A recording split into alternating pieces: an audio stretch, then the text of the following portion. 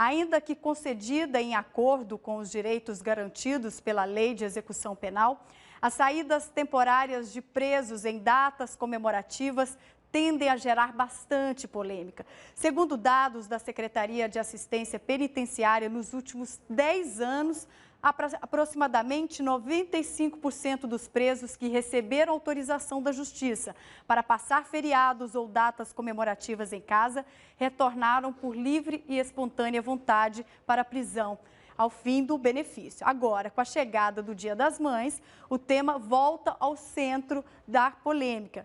Quem está conosco para falar a respeito é o especialista em Direito Penal, professor Yuri Sayone.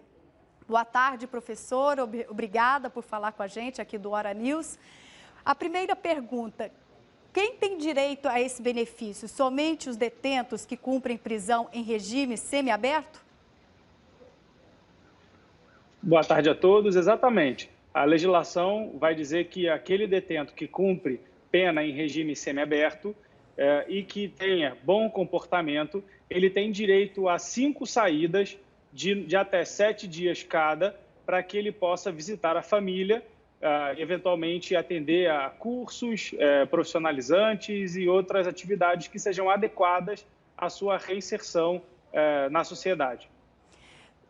Só para entender melhor, quem cumpre 1/6 da pena e, no caso de reincidente, 1/4, é isso? Exatamente, exatamente. Mas, na verdade, essa questão do cumprimento, ela é uma questão prévia. Por exemplo, a pessoa está em regime fechado, então ela precisa de 1/6 para conseguir progredir para o regime semiaberto, ou 1/4 para progredir para o regime semiaberto se for reincidente. Aí, esse tempo, ele já é considerado como cumprido para fins de caracterizar o requisito temporal. Mas se, por exemplo, você tiver um detento que ingressa direto no regime semiaberto, ele não tem que cumprir 1/6. Porque se ele tivesse que aguardar o cumprimento de 1/6, ele já vai ter direito de EO aberto, então seria a mesma coisa do que ele nunca ter direito a ter o benefício. Então, aquele detento que começa a cumprir a pena no regime semiaberto, e quem são eles? Aqueles que têm a pena superior a 4 e até 8 anos, eles podem já pedir direto o direito ao direito de saída temporária. Professor, no caso daquele detento que a mãe já faleceu, ele pode sair mesmo assim? É meio incoerente isso, né?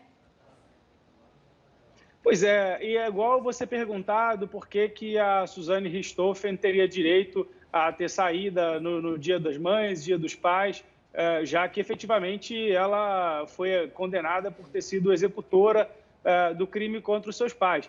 A questão das datas, elas são menos pelo significado das datas, mas também por uma perspectiva de organização do sistema, não é?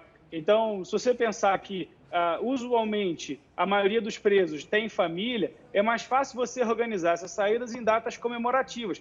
Mas a lei não vincula quais são as datas. Inclusive, a lei nem diz que é obrigatório que a saída seja obrigatoriamente por 7 dias. Ou seja, o preso pode ter saídas em tempos menores, desde que respeitado o limite total de 35 dias por ano, e cada vez que ele pedir essa saída, ele vai ter que ter um intervalo de 45 dias. Então, ele consegue, requerendo ao juiz da execução penal, que isso seja ajustado dentro de uma realidade. Mas, claro, que se não houver nenhum motivo especial para que essa realidade seja ajustada, acaba-se tendo como referência essas datas comemorativas, porque são as datas mais fáceis, mais comuns dentro do calendário, embora isso gere uma grande perplexidade da população.